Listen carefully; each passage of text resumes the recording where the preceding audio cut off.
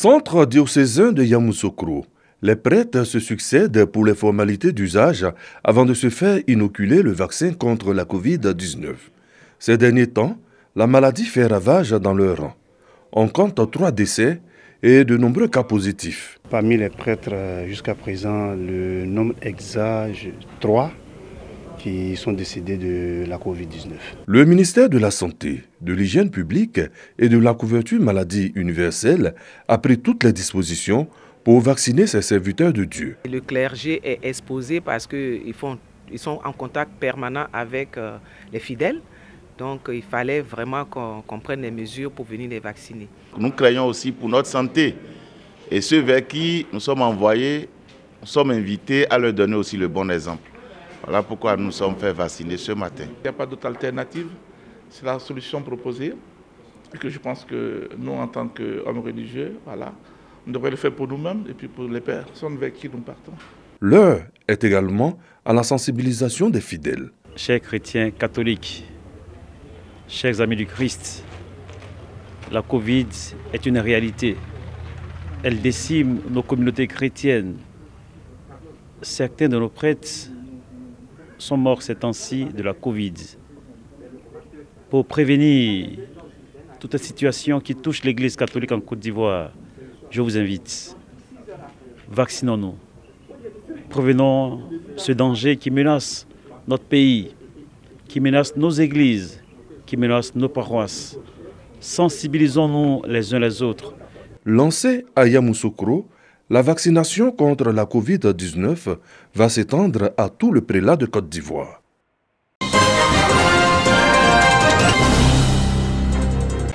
Les artistes Yodé et Siro font un don de plusieurs kits scolaires à l'EPP Djoulabougou 1 de la ville de Divo. Ce sont des cartables, ensembles géométriques, stylos, manuels que reçoivent ces écoliers. Le corps enseignant n'a pas été oublié avec plusieurs cartons de craie.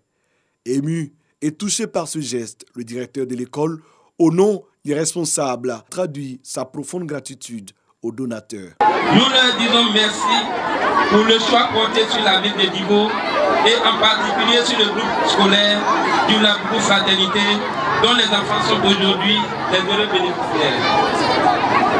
À n'en point douter, ce geste aura un impact positif sur les résultats scolaires de ces apprenants. Les bénéficiaires ne boudent pas leur joie. À travers chants et poèmes, les tout-petits remercient les artistes. Ce geste de portée sociale et éducative dans la ville de Divo s'inscrit dans le cadre des activités de la fondation Yes de Yodé et Siro, lancée le 21 mai 2021. Nous sommes ici parce que c'est Divo, la ville de Divo, qui nous a donné notre premier producteur. La première chose que nous avons eue dans la vie a commencé à Divo. Pour nous, tout a commencé à Divo. C'est normal que la première action de notre fondation soit à Divo.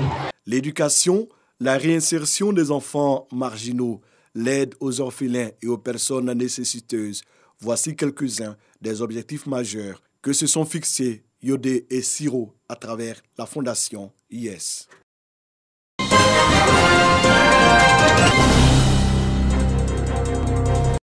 À Korgo, 40 acteurs de la filière mangue formés sur les bonnes pratiques d'hygiène de la récolte des mangues, au conditionnement en passant par la caractérisation des parasites de la mangue et les méthodes de lutte.